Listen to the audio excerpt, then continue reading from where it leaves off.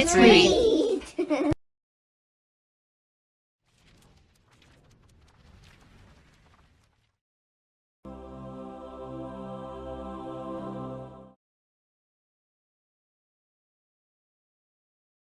Chapter 3, The Nonsuch Bridge. "Fritz, get your gun ready," I cried. "Fire the moment the shark is close enough." Moving with the speed of lightning, the fish headed for the boat. Reaching the animals first, it attacked one of the sheep. Fritz fired 2 shots, which hit the shark in the head. Wounded, the creature turned in the water and hurried off to sea, leaving behind a long, bloody trail. Breathing a sigh of relief, we quickly guided our craft into shore. As we landed, Elizabeth and the boys came running up to welcome us home. Laughing loudly at the sight of the animals in life jackets, the boys helped remove them. One by one, the animals went lumbering down the sandy shore to explore their new island home. "I've something for you, my dear," I said, handing Elizabeth the ham from one of the tubs. "This'll feed us for some time to come." "And I have found something in the sand that will make a delicious side dish," she answered, smiling. With that, she produced a dozen turtle eggs she'd been hiding behind her back. "See, Father," said Ernst, "they're just like the ones Robinson Crusoe found on his island." "What a wonderful supper we shall have," cried Francis, clapping his hands. That night, Elizabeth spread a tablecloth on the end of the butter casket, set the table with the plates and spoons from the ship. She placed the ham in the middle, with cheeses and a turtle omelet on either side. By and by, all the animals came and assembled around us as we ate this tasty meal. We felt like the kings of a grand new country. As we were finishing this feast, Elizabeth burst out, "I cannot wait to tell you my news. While you were gone, I decided to see for myself what the land on the other side of the creek was like, and found the most beautiful woods you can ever imagine. Actually, it's a grove of 14 of the tallest and broadest trees in the world, and each tree is supported on either side by giant arches formed from the roots. I do believe it's the perfect spot for our new home." "But, dear, we're fine right here," I protested. "We're near the ship, which still has some valuable supplies, and we're protected on all sides by rocks." "But wild animals could leap over those rocks any minute," Elizabeth argued gently, "and I have everything I want from the ship. Besides, it frightens me to have you sailing that treacherous sea." "We shall have to give the matter careful consideration," I said. "If we're to leave this place, we'll have to build a bridge across the river." "But that will take such a long time," Elizabeth cried.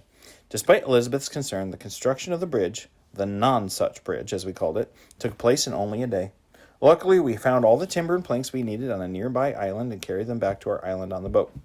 Then we harnessed the cow and the mule with ropes so they could pull the lumber to the side of the bridge. With the lumber there, I had to devise a plan for laying the timbers across the 18-foot expanse of river.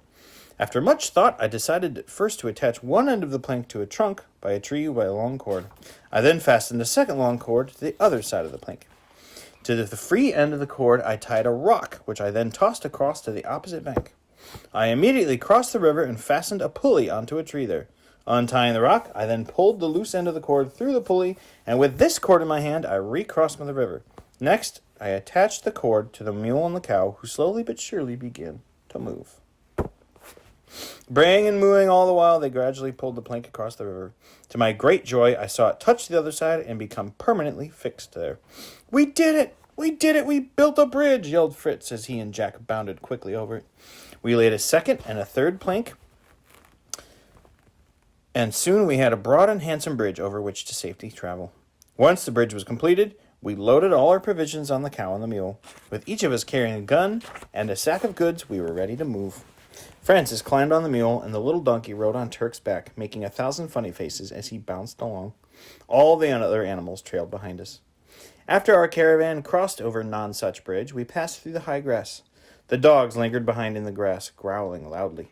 Finally, the older boys ran back to see what the trouble was. "Father, come quickly," Jack called. "Here's a monstrous porcupine." By the time I reached the spot, Turk and Flora were running frantically to and fro with bleeding noses. As they circled the frightened animal, the porcupine pierced them deeply once again with its sharp quills. This time they howled even louder. "Ow!" Jack quickly took a pistol from his belt and shot the porcupine dead.